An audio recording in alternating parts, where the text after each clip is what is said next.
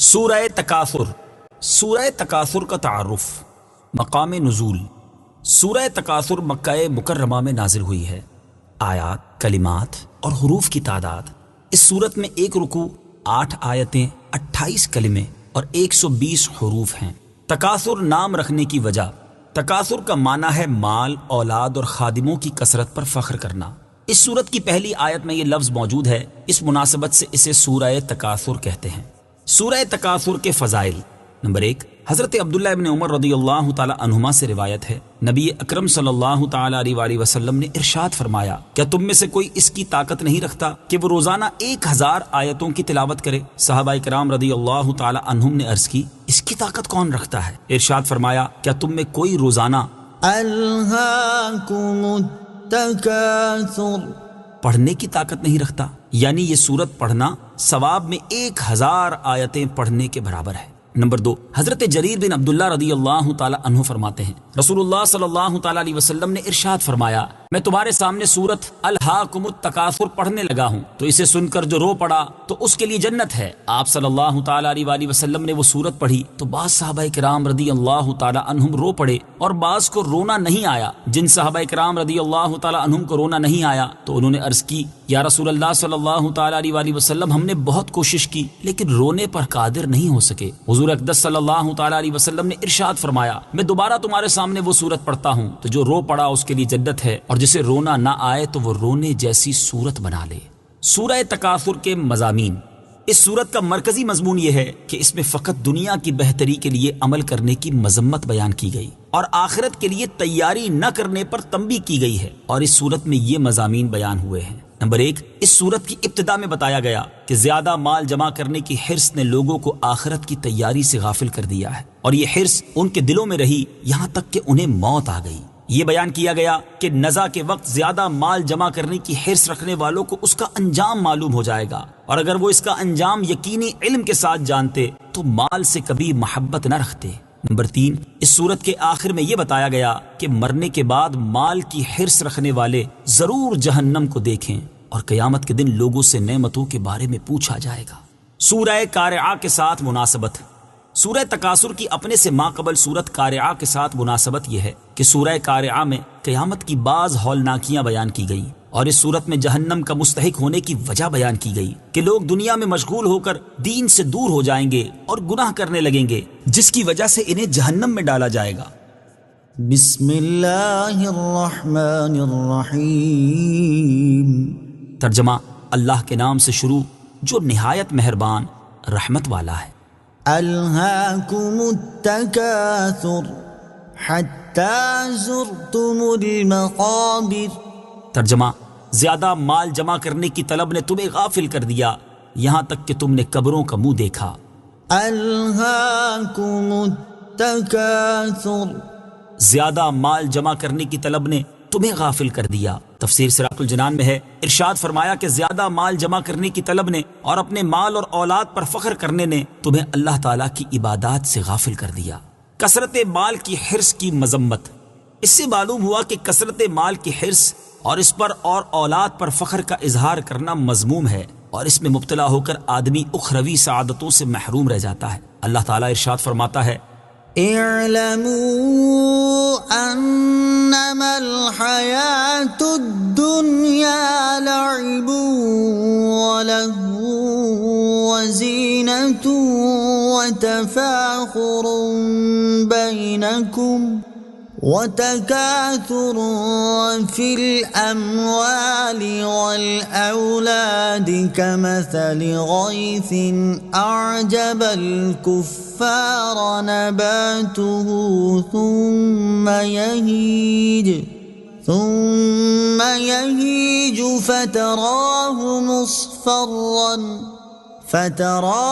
مصفرا ثم يكون حطاما وفي الآخرة عذاب شديد ومغفرة من الله ورضوان وما الحياة الدنيا إلا متاع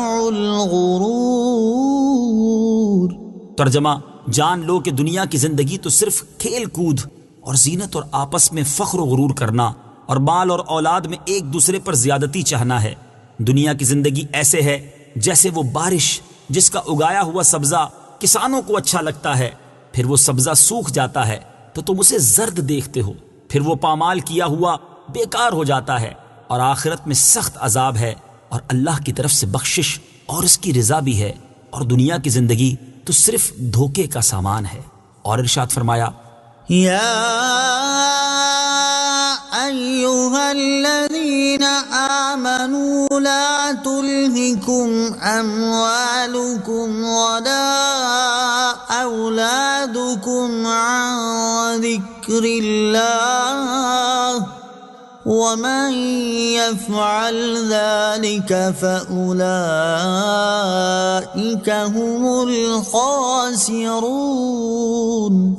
ترجمہ: اے ایمان والو، تمہارے مال اور تمہاری اولاد تمہیں اللہ کے ذکر سے غافل نہ کر دے، اور جو ایسا کرے گا تو وہی لوگ نقصان اٹھانے والے ہیں۔ اور ارشاد فرمایا: يا أيها الذين آمنوا إن من أزواجكم وأولادكم عدوا لكم فاحذروهم وَإِن تَعْفُوا وَتَصْفَحُوا وَتَغْفِرُوا فَإِنَّ اللَّهَ غَفُورٌ رَّحِيمٌ۔ إِنَّمَا أَمْوَالُكُمْ وَأَوْلَادُكُمْ فِتْنَةٌ وَاللَّهُ عِندَهُ أَجْرٌ عَظِيمٌ۔ فَاتَّقُوا اللَّهَ مَا اسْتَطَعْتُمْ وَاسْمَعُوا وَأَطِيعُوا وَأَنفِقُوا خَيْرًا لِأَنفُسِكُمْ وَمَن يُوقَ شُحَّ نَفْسِهِ فَأُولَئِكَ هُمُ الْمُفْلِحُونَ۔ ترجمہ: اے ایمان والو، تمہاری بیویوں اور تمہاری اولاد میں سے کچھ تمہارے دشمن ہیں تو ان سے احتیاط رکھو، اور اگر تم معاف کرو اور درگزر کرو اور بخش دو تو بے شک اللہ بخشنے والا مہربان ہے۔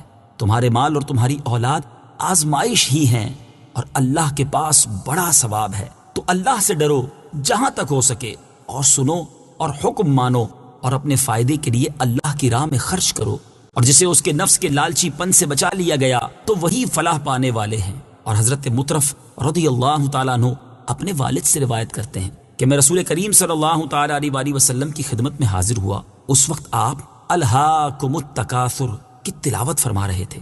آپ صلی اللہ تعالیٰ علیہ وسلم نے فرمایا: ابن آدم کہتا ہے کہ میرا مال میرا مال۔ اے ابن آدم، تیرا مال وہی ہے جو تو نے کھا کر فنا کر دیا، یا پہن کر بوسیدہ کر دیا، یا صدقہ کر کے آگے بھیج دیا۔ حضرت ابو ہریرہ رضی اللہ تعالیٰ عنہ سے روایت ہے، رسول اللہ صلی اللہ تعالیٰ علیہ وسلم نے ارشاد فرمایا: بندہ کہتا ہے کہ میرا مال میرا مال، اس کے لیے تو اس کے مال سے صرف 3 چیزیں ہیں۔ نمبر 1 جو اس نے کھا کر فنا کر دیا، نمبر 2 جو اس نے پہن کر بوسیدہ کر دیا، نمبر 3 جو کسی کو دے کر آخرت کے لیے ذخیرہ کر لیا۔ اس کے ماں سوا جو کچھ بھی ہے وہ جانے والا ہے، اور وہ اس کو لوگوں کے لیے چھوڑنے والا ہے۔ حضرت عمرو بن عوف رضی اللہ تعالیٰ عنہ سے روایت ہے، بخاری شریف کی حدیث ہے، رسول اللہ صلی اللہ تعالیٰ علیہ وسلم نے ارشاد فرمایا: خدا کی قسم مجھے تمہارے غریب ہو جانے کا ڈر نہیں ہے، مجھے تو اس بات کا ڈر ہے کہ دنیا تم پر کشادہ نہ ہو جائے جس طرح تم سے پہلے لوگوں پر ہوئی تھی، پھر تم اس میں رغبت کر جاؤ جیسے وہ لوگ رغبت کر گئے، اور یہ تمہیں ہلاک کر دے جیسے انہیں ہلاک کر دیا۔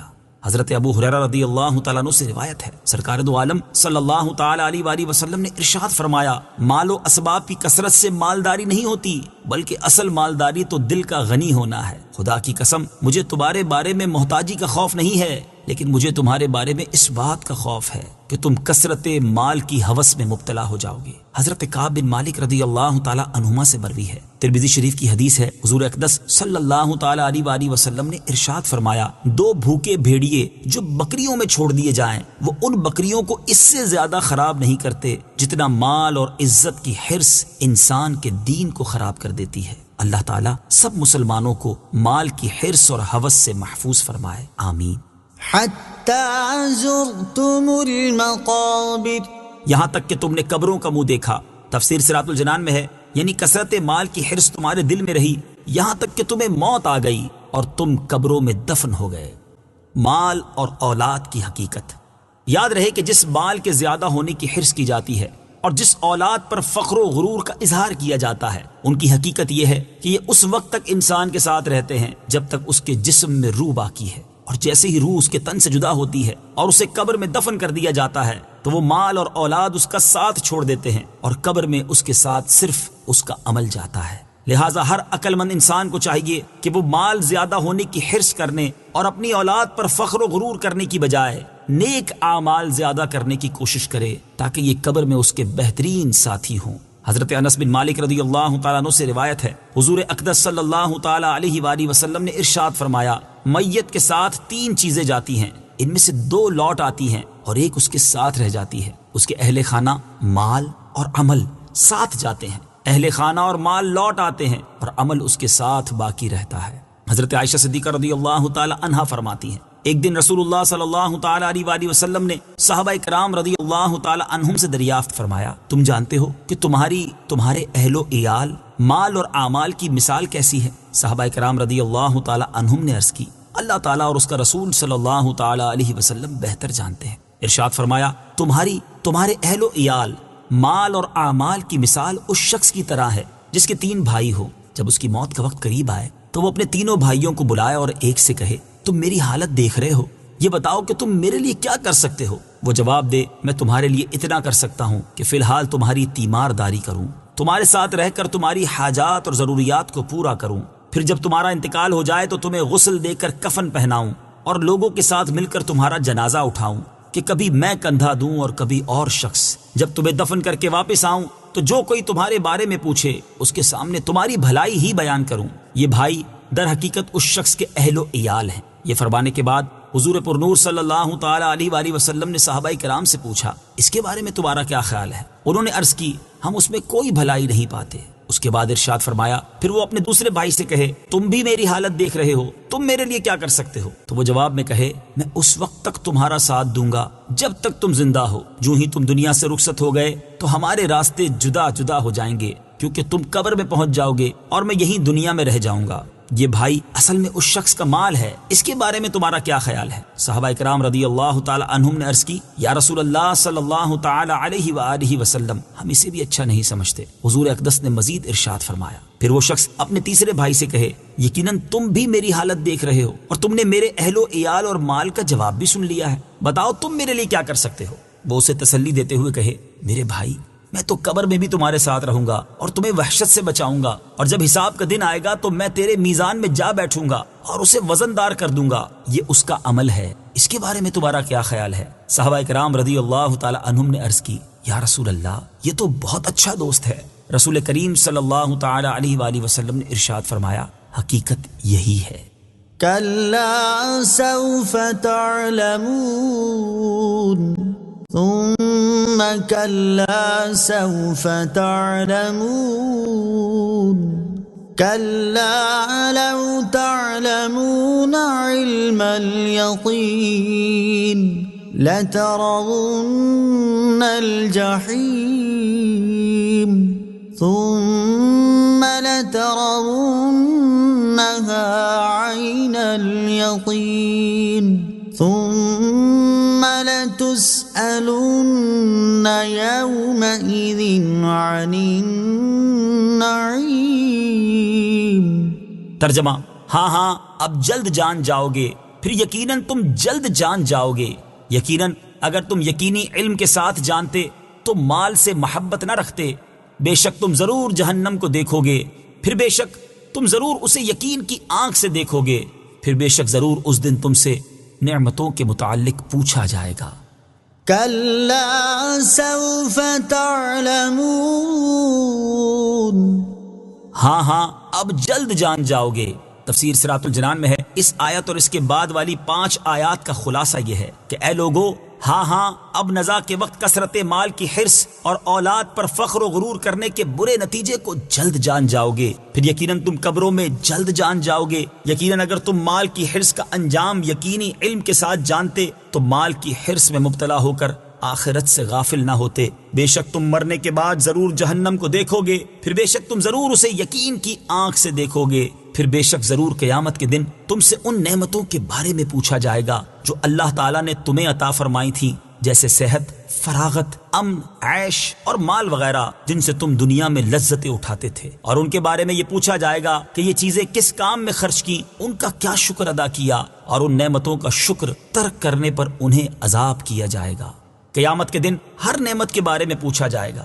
اس سورت کی آیت نمبر 8 سے معلوم ہوا کہ قیامت کے دن ہر نعمت کے بارے میں سوال ہوگا، چاہے وہ نعمت جسمانی ہو یا روحانی، ضرورت کی ہو یا عیش و راحت کی، حتیٰ کہ ٹھنڈے پانی، درخت کے سائے اور راحت کی نیند کے بارے میں بھی سوال ہوگا۔ اللہ تعالیٰ ارشاد فرماتا ہے، وَلَا تَقْفُ مَا لَيْسَ لَكَ بِهِ عِلْمٌ إِنَّ السَّمْعَ وَالْبَصَرَ وَالْفُؤَادَ كُلُّ أُولَئِكَ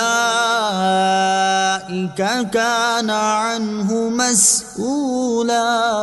ترجمہ، اور اس بات کے پیچھے نہ پڑ جس کا تجھے علم نہیں، بے شک کان اور آنکھ اور دل ان سب کے بارے میں سوال کیا جائے گا۔ اور حضرت ابو ہریرہ رضی اللہ تعالیٰ عنہ فرماتے ہیں، ترمذی شریف کی حدیث ہے، جب یہ آیت ثم لتسألن يومئذ عن النعيم نازل ہوئی تو صحابہ کرام نے عرض کی، یا رسول اللہ صلی اللہ تعالی علیہ وآلہ وسلم، ہم سے کس نعمت کے بارے میں پوچھا جائے گا؟ حالانکہ ہمارے پاس تو صرف یہی 2 سیاہ چیزیں یعنی کھجور اور پانی ہیں، دشمن حاضر ہے اور تلواریں ہمارے کندھوں پر ہیں۔ ارشاد فرمایا، ان قریب ایسا ہی ہوگا۔ حضرت ابو ہریرہ رضی اللہ تعالی عنہ سے روایت ہے، ترمذی شریف کی حدیث ہے، رسول اللہ صلی اللہ تعالی علیہ وآلہ وسلم نے ارشاد فرمایا، قیامت کے دن بندے سے سب سے پہلے نعمت کے بارے میں سوال ہوگا۔ اس سے پوچھا جائے گا، کیا ہم نے تمہیں جسمانی صحت نہ دی اور ٹھنڈے پانی سے سیراب نہ کیا؟ حضرت عبداللہ ابن مسعود رضی اللہ تعالی عنہ سے روایت ہے، ترمذی شریف کی حدیث ہے، نبی کریم صلی اللہ تعالی علیہ وآلہ وسلم نے ارشاد فرمایا، قیامت کے دن انسان کے قدم نہ ہٹیں گے حتیٰ کہ اس سے 5 چیزوں کے بارے میں سوال کیا جائے۔ نمبر 1، اس کی عمر کے بارے میں کہ کس چیز میں خرچ کی۔ نمبر 2، اس کی جوانی کے بارے میں کہ کس کام میں گزری۔ نمبر 3 اور 4، اس کے مال کے بارے میں کہ کہاں سے کمایا اور کہاں خرچ کیا۔ نمبر 5، اس کے علم کے بارے میں کہ اس پر کتنا عمل کیا۔ اللہ تعالیٰ ہر مسلمان کو اپنی نعمتوں کا شکر ادا کرنے کی توفیق عطا فرمائے، اور ہر مسلمان کو چاہیے کہ وہ یہ دعا مانگا کرے، رب أوزعني أن أشكر نعمتك التي أنعمت علي وعلى والدي وأن أعمل صالحا ترضاه وأصلح لي في ذريتي إني تبت إليك وإني من المسلمين۔ ترجمہ، اے میرے رب، مجھے توفیق دے کہ میں تیری نعمت کا شکر ادا کروں جو تو نے مجھ پر اور میرے ماں باپ پر فرمائی ہے، اور میں وہ کام کروں جس سے تو راضی ہو جائے، اور میرے لیے میری اولاد میں نیکی رکھ، میں نے تیری طرف رجوع کیا اور میں مسلمانوں میں سے ہوں۔ صدق اللہ العظیم۔